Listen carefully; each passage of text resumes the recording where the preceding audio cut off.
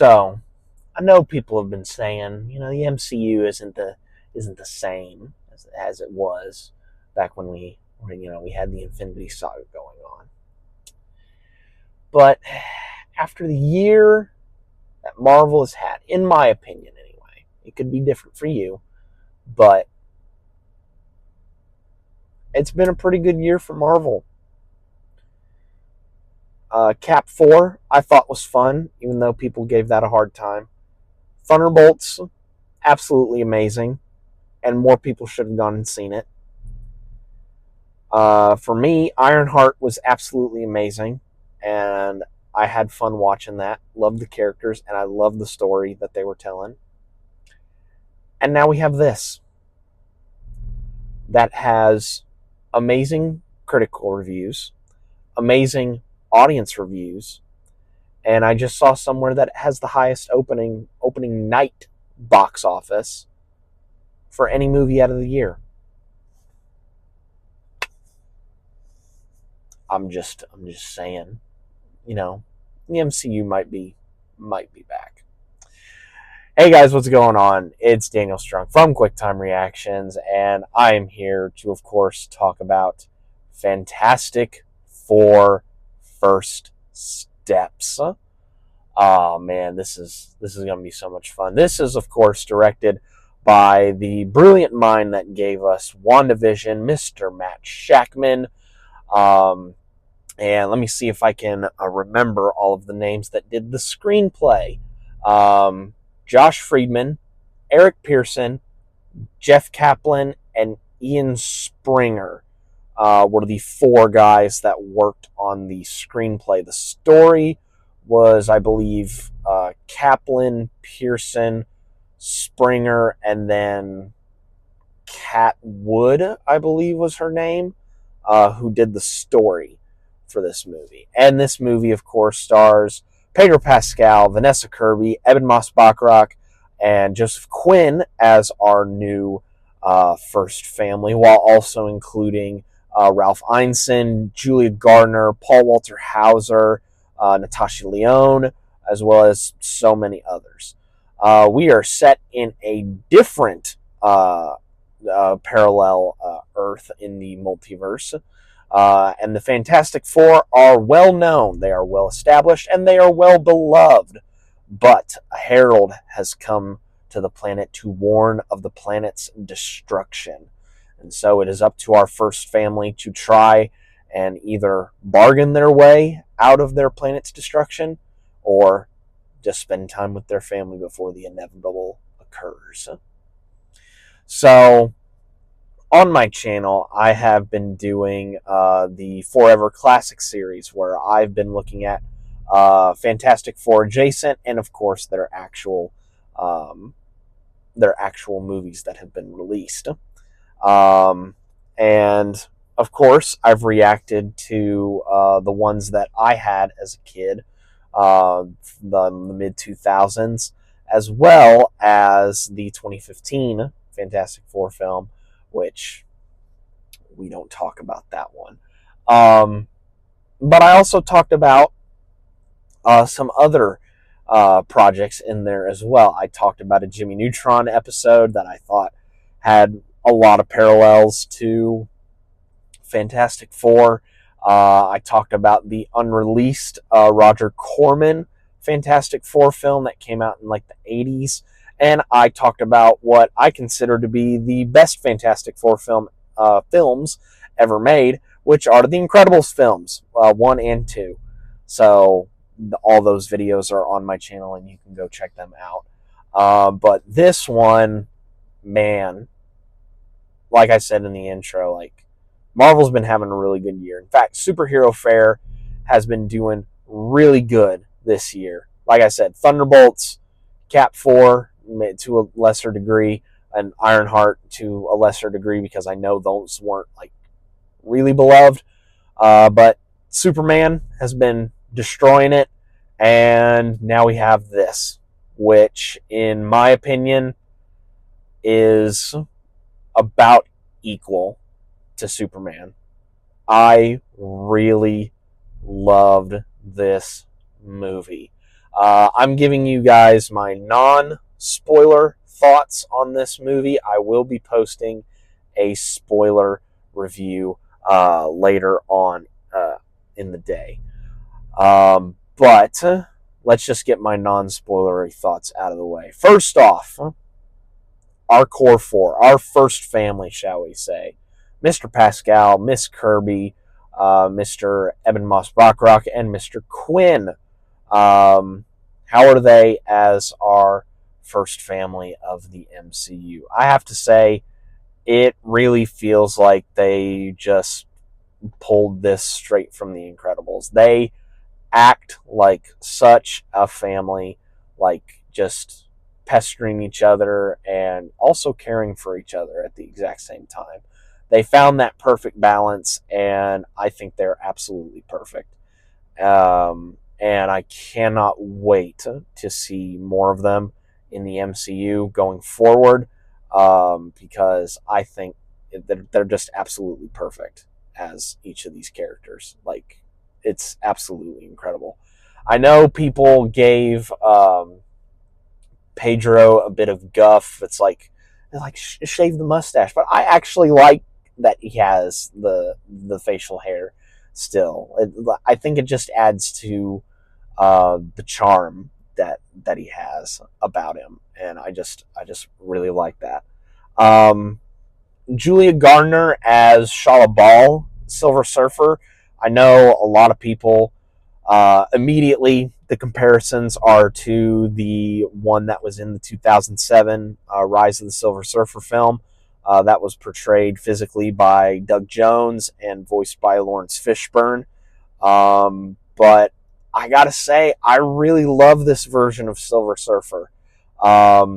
She looks really cool. Like, the VFX on her are really, really good. And she has a couple of standout moments in this movie that I will talk about in my spoiler section. But yeah, she was awesome. And yeah, she was just really, really cool. She had a really cool story throughout the film. And yeah, she was just really, really cool. But you know, when you're so cool, how can you be cooler? Well, you work for a devourer. And I got to talk about Ralph Ineson as Galactus, because he looked so good as Galactus. He looked so good in that suit. Oh man, it made my heart and my face just smile. End on end. He looked absolutely amazing. His voice perfectly, like, it is booming and threatening at the exact same time. It's exactly what you want for Galactus, and he nailed it to an absolute T, in my opinion. And hopefully we get to see more of him at some point. I don't know how. Again, save that for the spoiler section, but yeah, I just hope we get to see more of him. Got to shout out Paul Walterhauser as Mole Man. I had the fortunate distinction of meeting him over Royal Rumble weekend, and he's the nicest dude in the world. And I absolutely loved his performance for the brief amount of time that we got to see him in this movie. I thought he did a really good job. The VFX in this are really, really good. Like I said, Shala Ball looks really good. I think for maybe some scenes, they may have done CG on Ralph Ineson for Galactus, just a little bit. But from what I've heard, he wore a practical suit. So that's why I say, like, the suit looks really, really cool. But there are, like, some instances where they have to use CG, and I thought that looked really, really cool. The Thing, probably the biggest, CG character out of the lot, besides, Shala Ball and to an extent Galactus. I thought he looked really cool as well. The first couple of Fantastic Four films from the early 2000s, they used a practical suit. 2015 was the first digital complete CG thing. And this one was a combination of the two. They had a practical set, not a practical set, a practical suit on set. But they also, did some touch-ups with CG. And I thought he looked really, really cool. And there was like a real like heft whenever he moved around, and you heard like the rocks clunking on his skin, which I thought was really, really cool. Johnny's flaming effect was also really, really good in this movie.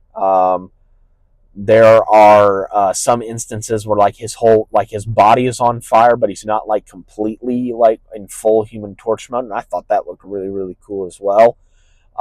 Sue's invisibility stuff I thought looked really, really good as well, and Mr. Fantastic's stretching ability also looked really, really good. There was one scene in particular that we'll talk about in my spoiler review where I got horror flashbacks to Multiverse of Madness for a second. I was just like, oh god, this is going to end so, so badly.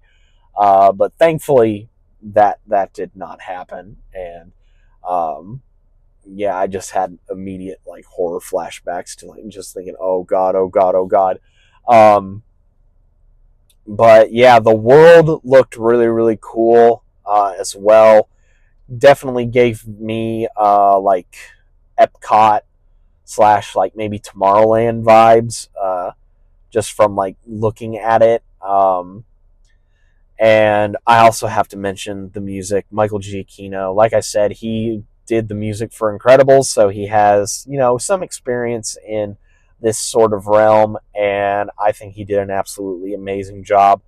I think he definitely channeled John Williams, because I remember something that John Williams had said where it's like, I didn't write the music to like, be Superman and like that, but the director for those early Superman movies, Richard Donner, would always say like Superman whenever he heard the music. So it clearly worked. And, every time that you hear that main theme, and you always want to go Fantastic Four. And so that to me just shows that, Giacchino definitely knew what he was doing when making this score. So yeah, this is, I would say, oh man, I really liked Thunderbolts, but I do have to say that this is probably the best Marvel movie of the year. It's just a really good and really, really fun time. And there are also 2 post-credit scenes as well. So stay for the entirety of the credits for this one. But yeah, Fantastic Four First Steps is an absolutely amazing movie. Amazing performances from the cast. Amazing effects. Amazing score. Amazing world. Such good writing for the characters as well. It's just a really good movie. Go and check it out. Please. Please go check it out. And if you can, go see it in IMAX as well, because it is absolutely awesome. Again, be sure to check out my spoiler review for all of the juicy details about what happens in the movie. But in the meantime, guys, be safe out there. And remember, you can always hide in an underground city whenever there's a giant dude just walking around the streets trying to, look for something important to him. Just saying, just hide in that underground city. And I will see you guys next time.